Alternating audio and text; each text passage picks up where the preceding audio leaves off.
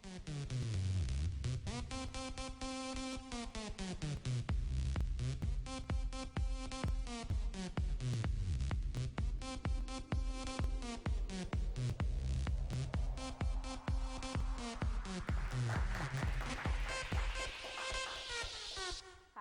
I'm Clair Thomas and welcome to Neuqua Connection.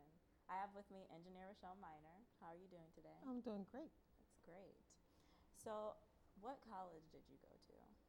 I went to the University of Kansas for my undergraduate in electrical engineering, and then I went on to Webster University in St. Louis to get my master's degree in business. Okay. What made you want to go into engineering? Well, I went into engineering because when I was in high school, like a junior, there was a program called Inroads, and I'm from Kansas City, that I lived in the inner city, and I did well in math and science, and I scored well.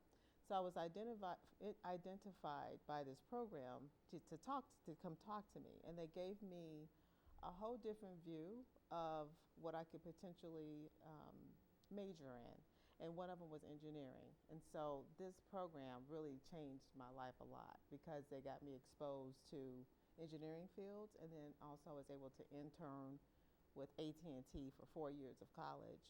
So that's how I ended up in engineering, kind of being spoken to at a young age. How was interning at AT&T? It was great. Actually, all of my friends had jobs such as working at McDonald's, working at the zoo, or wherever. And I felt like I was Miss Corporate America because I was able to put on a suit and go to work and sit with engineers and learn from them. So that's how I ended up in telecom today because of that. Okay. What made you want to go into electrical engineering? So electrical engineering I kind of chose that because I'm young, but not that young. No, but when I graduated from school, electrical engineering was more so towards more computer programming, things of that sort. But since I've graduated from school, which has been a while, they now have different disciplines such as computer engineering and things of that sort. So I chose electrical because I wanted to understand that component of the discipline, and that's kind of why I chose that. Were there a lot of other females in your courses? There was three of us in my whole class. Wow. That's crazy. Three. So with the program that came to your high school, was that geared towards females? It was actually geared towards minorities. Oh, okay. And it was geared towards minorities. Of course, females are minorities in that field. So it's both. And so in school, I was the only, in my class, the only African American female. Okay. Did you have any other positive female role models in your courses? Well, I went to school in Kansas, so for the most part, all of my instructors were men, all men, Caucasian men, and I didn't have any women instructors. Now, what was very positive with my experience is that they did have a program called SCORMER-B, and it was to help influence and encourage, when you're kind of the only one, so you don't feel discouraged and drop out.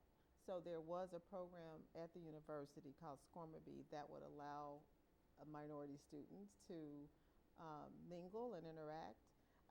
And that person who ran the program was Florence Boldridge. And so I looked to her a lot for guidance when I was in school. So with the company that you work for now, what exactly do you do? So right now I work for Nokia. I think so I'm in telecom. And my job there is a senior program manager. So what I did when I went first into the industry, I was of course an engineer. I was an outside plant engineer, I was a transmission engineer, I was different engineers, and then I decided to take the management track. So I decided to go the project management track, which allows me to manage technical projects. So my technical degree allows me to understand what everybody is talking about and then keep them on schedule and pretty much run a project to completion. to the customer. So that's what I do now is manage technical projects. Are there a lot of other women inside of the company, or is it more men? So within the company, I would say depend on the role. So in the technical role, there's more men than women. And also with the customer, because I interface with different customers such as Verizon, Sprint, U.S. Cellular, AT&T, and all of the customer-facing people that I talk to are mostly men. Hmm. Have you like have you been trying to encourage more women to come into the company, or? Well, as far as the company, yes, and they do have an outreach program where they do, reach out to different schools to recruit to have women come in. And then also, I was a part of SWE, which is the Society of Women Engineering, and they have an arm where they try to encourage young women to pursue engineering. That's nice. So I know that you've seen the movie Hidden Figures. Yes. What was your reaction to that? When I saw that movie, I could so much relate. Um, my first job out of college, I was,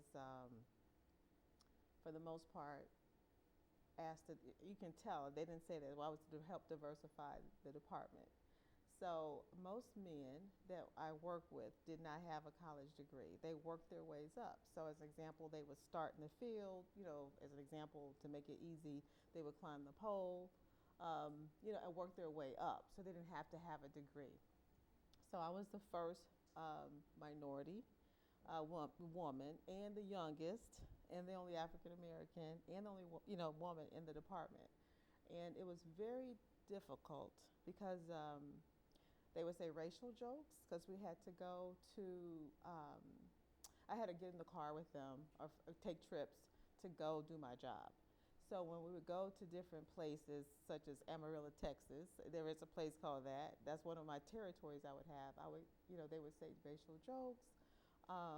And being young and naive, I didn't know how to respond. But for the most part, they clearly did not want me in that position. Mm-hmm. They felt that I didn't deserve it. Who am I? But I had a degree, so that meant that I was able to learn, and they didn't want to teach me. So it was very, very difficult, my first 2 years in that position. So do you have any words for any of the girls that want to go into the STEM field? I would say yes. As far as STEM field is concerned, and I really encourage all young people, but definitely, young women or young ladies, because it is, for the most part, a great career choice. You won't have any issues finding a job.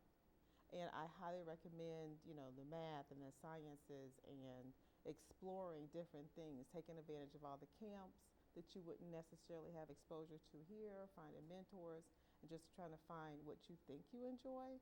Because for me, I stayed on the science side as far as more physics, chemistry, things of that sort. But science is bigger than that. It's biology. I mean, they have wonderful, fields for that as well. But I highly recommend women to move forward because things are really changing. The glass ceiling has lifted, and so I really, really encourage women to do that.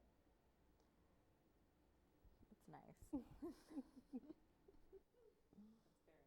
Do you plan on like going to other schools and like talking to other women about like going into the STEM field? Like, do you plan on doing that? That's a good question. Right now, I'm a little busy, but once my kids leave and I have a little bit more time, I would. I do remember going back to KU, speaking to a group of young people about my experiences there, and I enjoyed that. I had a lot of questions, and I wouldn't mind going back to do that and to assist in doing that. So yeah.